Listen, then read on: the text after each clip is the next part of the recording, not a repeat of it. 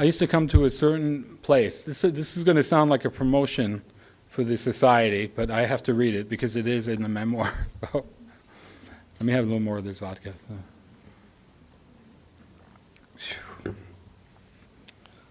But all in all, I really didn't have much to complain about. As a Latino writer, no matter how I looked upon myself, that's what I happened to be. I had already done quite well. My book had come out with a New York house, a very rare thing. I had been reviewed in the New York Times, an even rarer occurrence for a Latino writer. And best of all, along the way, I found a place, however, peripherally with my own special community of writers. Not just the inner city thing with friends like Julio Marzan, who I bumped into for the first time in 100 years tonight, and Ed Vega, but in a scene so erudite yet social that it was to become known as a hub of Latin American literature in New York City. Situated in a McKim Mead and white Georgian brownstone on 68th Street and Park Avenue were the offices of the America Society, an organization dedicated to the promotion of cultural ties between the United States and our hemispheric partners. I'll be doing the PowerPoint thing shortly. Canada, the Caribbean islands, Central and South America, also known as the Center for Inter-American Relations. Its ground floor boasted an art gallery whose shows were mainly dedicated to exhibitions called from the Latino diaspora to our south.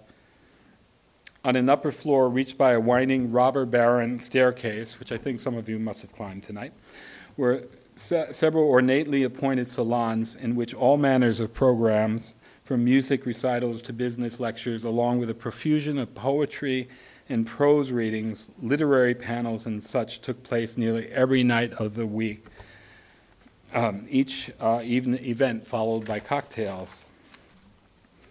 I'd first caught wind of that place while lugging my corrected manuscript of Our House around a book fair on the East Side. A friend had suggested that I introduce myself to a woman at one of the booths, a director of programs at the America Society, Rosario Santos, a transplanted Bolivian who couldn't have been kinder when I shyly, parenthetically, terrified of the notion of having to speak Spanish with her, introduced myself and eventually left her that copy. In turn, she had passed it on to her deputy director there, a certain Laurie Carlson. One of those rare creatures unable to resist helping others, she, upon reading Our House, later hosted me as a special guest speaker at a program of her design called Books and Breakfast, which was held all before the hour of 9 in the morning, after which I went to work, attending to my subway clocks.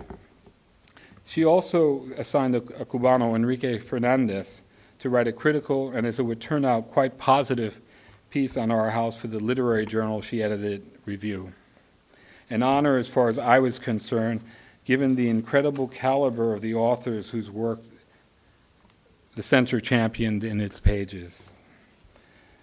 Miss Carlson also officiated over a number of literary evenings in which a nobody like me could not only attend charlas, lectures, by some of the most prominent writers of the, sorry about that, folks, of the Latin American boom, but afterwards find himself rubbing shoulders, bumping into literally, the rooms were so crowded, with the likes of Mario Vargas Llosa, José Donoso, Luisa Valenzuela, Carlos Fuentes, Elena Poniatowska, Octavio Paz, Ernesto Cardenal, and among so many others, the towering Lincoln-esque Julio Cortázar, which is not to say there weren't any non-Latinos around.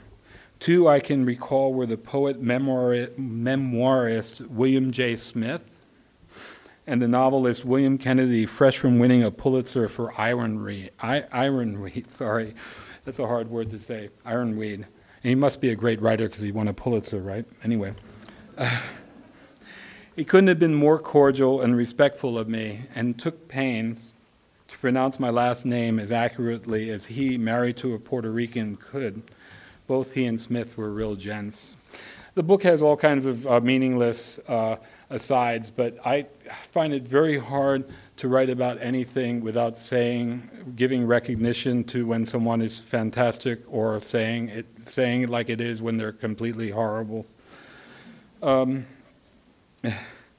also made the acquaintance of some Cubans there, among them Alberto Padilla, the poet, as well as the greatest of Cuban novelists, Guillermo Cabrera Infante, a wonderful man whom the center had first introduced to an American audience. Other Cubans turned up, sometimes from the island, like Pablo Armando Fernandez. But since one side always boycotted the other, you never saw the pro and anti-Castro writers in the same room at any given time. Somehow, after attending a reading by Fernandez, I met his father, who, at hearing my story of my Cuban-American conflicts, which is what a lot of the book, the first part of the book is about, which is what I tended to talk about with some folks, he told me, well, being half Cuban is better than not being Cuban at all. Another Cuban writer, who would become most famous posthumously in a film Before Night Falls, Reinaldo Arenas, thin and wan and wretchedly broke, also frequented the center and had gotten his first job in New York teaching writing through its office. I happened to have met Reinaldo, whose short and slight body was topped by an implausibly large head, his skin quite pocked, his handsome features ever so tender, in Books and Company on the East Side one evening. We spoke, in Spanish. How I did it, I do not know, about the fact that he had grown up in Holguín, where my mother came from. I told him I had just published a novel, and he seemed quite touched to meet a kindred soul. I gave him a copy of Our House, which I got off the shelf and paid for. He accepted it while confessing he couldn't read English. Pero gracias, hombre, he told me, handing me his card in exchange. And one of the things that was cut from the manuscript was that his card says, llámame después de 11, call me after 11 only. So, sorry about that. I don't know why editors do things like that. I found that the juicy detail, but what are you going to do? I still have the card, by the way. Most impressively, the center also hosted one of my idols, Jorge Luis Borges, whom I met briefly, and whose hang-dog but beatific otherworldly face I had obviously not forgotten. Altogether, those faiths which welcomed everyone were of a moment that would never be seen again, a moment when such a place like the America Society afforded two worlds, that of Latino and non-Latino, the opportunity to come together and celebrate the grandeur of a shared culture. I am not certain of too many things, but I will venture to say that I doubt the word spick, which I grew up hearing, had ever been uttered or even thought of in that building. Compared to any American literary cocktail party that I'd ever attend, those evenings seem now like some distant dream. I may have had an ordinary job, and I may have had 100 doubts about myself as a Latino, and all kinds of gripes about a million things, but Lordy, when I'd leave the center, I'd feel really good about my Latino roots, and in a way I never had before, even if by the next afternoon, after trudging through one subway station after the other in my job as a clock inspector, and catching a few stiletto glances stabbing me in the back of my head from Latinos who didn't like whitey, that glow of belonging and relating to that literature might ebb and eventually fade. All I know is this: since those days, I've never experienced a literary scene so inclusive nor so nurturing through the sheer heft of intellectual sharing, nor one in which a Latino writer really counted for something.